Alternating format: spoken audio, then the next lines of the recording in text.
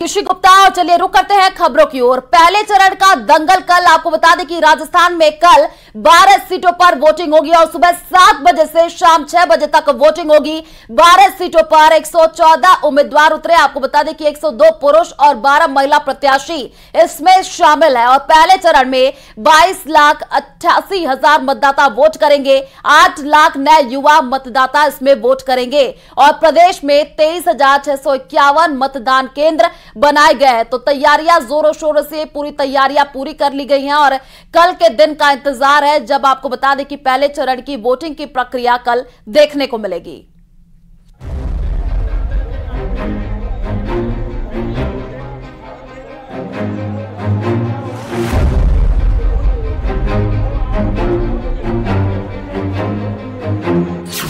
चुनाव आयोग की है तैयारी। अब है आपके मतदान की बारी। पहले चरण में 12 सीटों पर मतदान। 2.54 करोड़ से अधिक लोग डालेंगे वोट। 7,99,000 मतदाता पहली बार वोट डालेंगे। 114 उम्मीदवारों के भाग्य का होगा फैसला। लोकसभा चुनाव के पहले चरण के लिए शुक्रवार को वोटिंग होगी। आपके टीवी स्क्रीन पर नजर आ रही तस्वीरें जयपुर से मतदान दलों की रवानगी की है। निर्वाचन विभाग के अधिकारी के मुताबिक आखिरी प्रशिक्षण के बाद जिला मुख्यालयों से मतदान दल गुरुवार को अपने अपने मतदान केंद्रों की ओर रवाना हो गए। उन्होंने बताया कि शांतिपूर्ण मतदान के लिए सभी तैयारियां पूरी कर ली गई हैं। देखिए, ये पोलिंग पार्टी का जो आप जहाँ तक सवाल है वो एक दिन पहले ही पहुँच जाते हैं। वो 4 या 5 बजे तक अपने गंतव्य स्थल पर पहुंच जाते हैं और उनके साथ उनका सेक्टर ऑफिसर्स है। प्रत्येक 10 बूथों पर एक सेक्टर ऑफिसर्स है। अगर कोई चीज़ की कमी हो जाती है, मान लीजिए या कोई फॉर्म नहीं पहुंचा या जैसे अभी बता रहे थे कुछ, तो वो हमारा सेक्टर ऑफिसर के पास रिजर्व होता है। लोकसभा चुनाव को लेकर तैयारी पूरी होने का दावा है। प्रदेश की 12 सीटों पर शुक्रवार सुबह 7 बजे से मतदान शुरू होगा और शाम 6 बजे तक चलेगा। हालांकि शाम 6 बजे तक पोलिंग बूथ कैंपस में कतार में लगने वाले वोटर शाम 6 बजे के बाद भी अपना मतदान कर सकेंगे। सुबह तो जैसे आपको पता है कि 5:30 बजे से पोलिंग एजेंट का आना क्या कोई आप लोग इनवाइट करते हैं, आमंत्रण कर लेते हैं एक दिन पहले कि 5:30 आ जाइएगा, जिससे कि मॉक पोल सबके सामने पोलिंग एजेंट के सामने किया जाएगा। 15 मिनट का इंतज़ार करते हैं, कई जगह आधा घंटा भी इंतज़ार करते हैं, लेकिन इससे ज़्यादा नहीं कर सकते क्योंकि मॉक पोल की प्रक्रिया बहुत लंबी है। 40 से 50 मिनट आपने सुना होगा कि लगता है। दिन के समय तापमान काफी अधिक होने की आशंका जताई जा रही है। ऐसे में अधिकतर लोग सुबह सवेरे ही वोट देने पहुंच जाएंगे।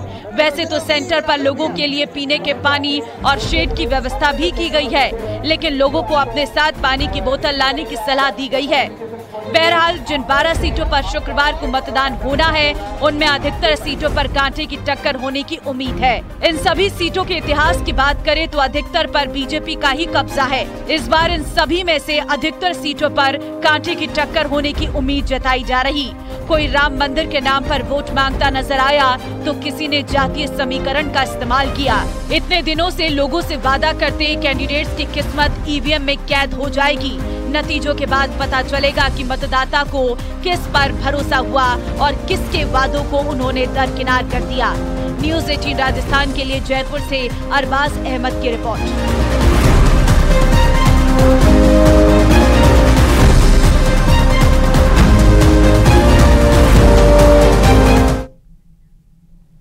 और पहले चरण के मतदान के लिए 12 लोकसभा क्षेत्रों में 24,000 से ज्यादा मतदान दल रवाना किए गए। आपको बता दें कि मतदान दलों की रवानगी के बाद प्रदेश के मुख्य चुनाव अधिकारी ने न्यूज़ 18 राजस्थान से एक्सक्लूसिव बातचीत में मतदाताओं से वोट डालने की अपील की है। तो कल सुबह 7 बजे से शाम 6 बजे तक वोटिंग और मुख्य चुनाव अधिकारी की वोटर से अपील कि आप जाइए और वोट जरूर कीजिए और हर वोट मायने रखता है। ये तमाम बड़ी बातें आज कही गई हैं। राजस्थान के मुख्य चुनाव अधिकारी प्रवीण गुप्ता हमारे साथ में मौजूद हैं। राजस्थान में पहले चरण के लिए मतदान दलों की रवानगी का सिलसिला शुरू हो चुका है। तमाम तैयारियां करीब पूरी। बातचीत करते हैं तो जानने की कोशिश करते हैं। सर, न्यूज़ 18 राजस्थान पर आपका बहुत बहुत स्वागत है। किस तरह से तैयारियों को आप देखते हैं और क्या अभी तक की स्थिति है? देखिए, 12 लोकसभा क्षेत्रों के लिए पोलिंग पार्टीज लगभग रवाना हो गई हैं। अब अंतिम जो शहरी क्षेत्र में जिनको जाना होता है उनकी रवानगी हो रही है। उनको ईवीएम और जो स्टैट्यूटरी फॉर्म्स वगैरह हैं वो देकर, और अगर उनमें कोई कमी रहती है तो सेक्टर ऑफिसर्स के पास रिजर्व होता है और हमारे पूरी टीम पुलिस दल के साथ ऑलमोस्ट पूरे राज्य में रवाना हो जाएगी और 4 बजे तक अपने अपने गंतव्य स्थलों पे पहुंच जाएगी। तो कल सुबह सबसे पहले 5:30 बजे मॉक पोल से पोलिंग स्टार्ट होती है, जिसमें पोलिंग एजेंट के समक्ष पूरी मशीन को दिखाया जाता है। जो बार बार प्रश्न आता है, ईवीएम को हर स्तर पर दिखाया जाता है कि इसमें कोई वोट नहीं है। तो पोलिंग एजेंट से भी, पोलिंग राजनीतिक दलों से, कैंडिडेट से अनुरोध है मेरा कि समय पर 5:30 बजे पोलिंग एजेंट आएंगे तो हमारी पोलिंग पार्टी मॉक पोल की सारी व्यवस्था समय से कर सकेगी और 7 बजे से मतदान शुरू हो सकेगा। कुछ नवाचार भी किए गए हैं सर इस बार, अगर देखा जाए तो नवाचारों को लेकर के आप क्या कहेंगे कि प्रदेश की जनता के लिए, मतदाता के लिए बहुत आसानी की गई है पिछले कुछ वर्षों के मुकाबले? देखिए, वोटर पर्ची सबसे इम्पोर्टेंट है। वोटर का एहसास बूथ पर अच्छा हो, यही प्रयास है। वोटर रजिस्ट्रेशन हो चुका है तो वोटर पर्चियां हमने QR कोड है, उसमें आप आसानी से अपना क्रमांक और अपना कमरा नंबर वगैरह सब देख सकते हैं, कहाँ जाना है आपको। साथ में हमने क्यू मैनेजमेंट के लिए भी, जो कतार में लोग खड़े होते हैं उसके लिए भी हमने URL कोड दिया है। तो URL पे जाके देख सकते हैं। हमारे BLOs भी आधा घंटे में, जो उन्होंने अपने वोटर्स के व्हाट्सएप ग्रुप वगैरह बनाए, उसमें भी वो आधे घंटे में सूचित करते रहेंगे क्यू मैनेजमेंट के बारे में। गर्मी को देखते हुए हम लोगों ने मेडिकल किट, पानी की व्यवस्था सारे जगह, जहाँ टैंकर्स भी देने हैं और अन्य चीज़ें, बिकॉज दूर दराज का इलाका भी है तो सभी जगह मेडिकल किट, बैठने की व्यवस्था, छाया की व्यवस्था, और हमारे वॉलंटियर्स होंगे और हमारे जो दिव्यांगजन हैं और बुजुर्ग सीनियर सिटीजन्स हैं उनके लिए आने जाने का ट्रांसपोर्ट फ्री है। तो इस तरह से काफ़ी संस्थान भी सामने आए हैं। हम सेल्फी पॉइंट्स भी बनाए हैं। जिस तरह से पिछली बार युवाओं में उत्साह था, और सर्टिफिकेट्स भी हमारे ओर से जो फर्स्ट टाइम वोटर्स हैं 18 to 24 या अन्य भी जो सेल्फी लेते हैं, फैमिली सेल्फी लेते हैं, उनके लिए प्लेटफॉर्म पे टैग करते हैं हमारे सोशल मीडिया, तो उनके लिए भी हमने प्रोत्साहन और सम्मान का कार्यक्रम रखा है।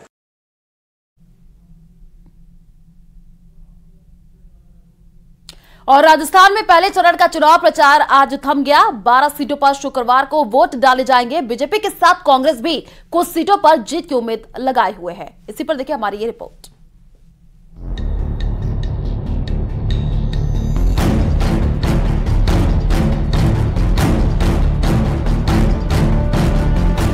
प्रचार का थमा शोर, अब सिर्फ घर घर जनसंपर्क पर जोर।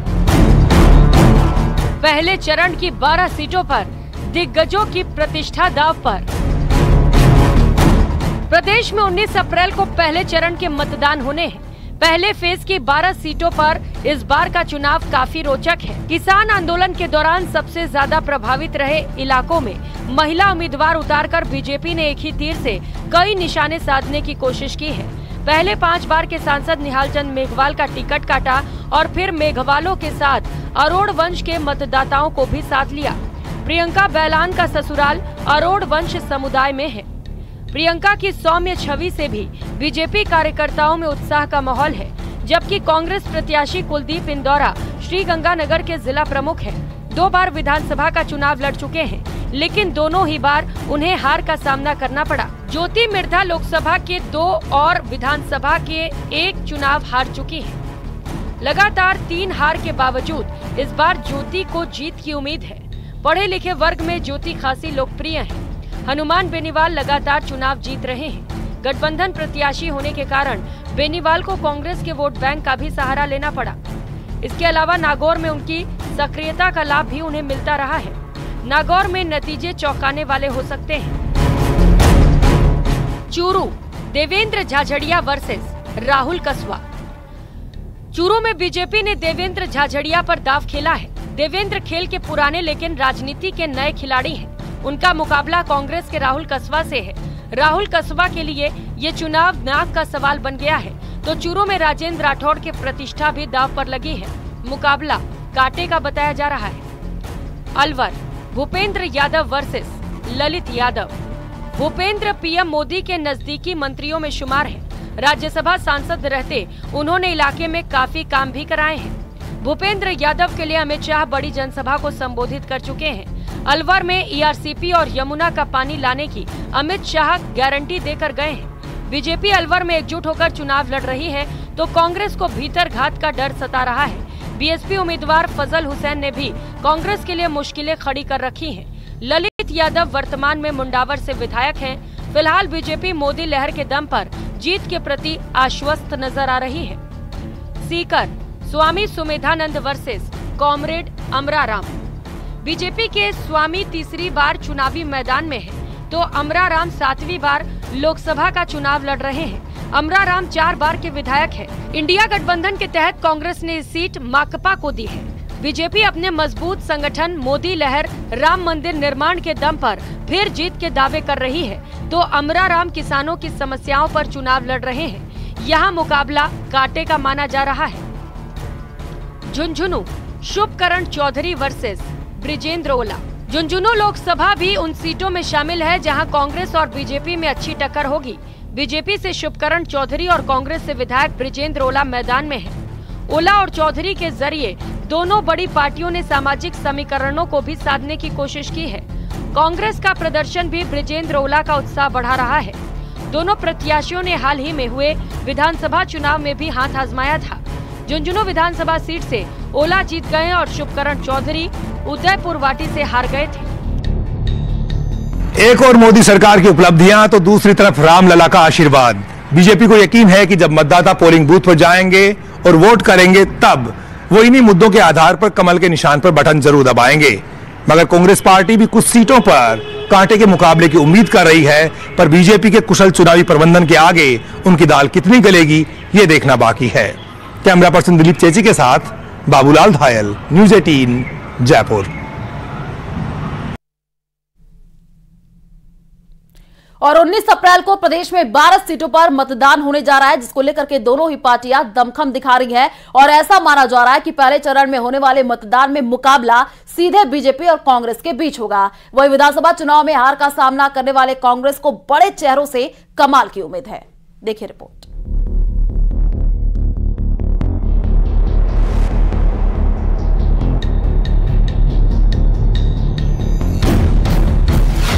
पहले चरण की चुनावी जंग।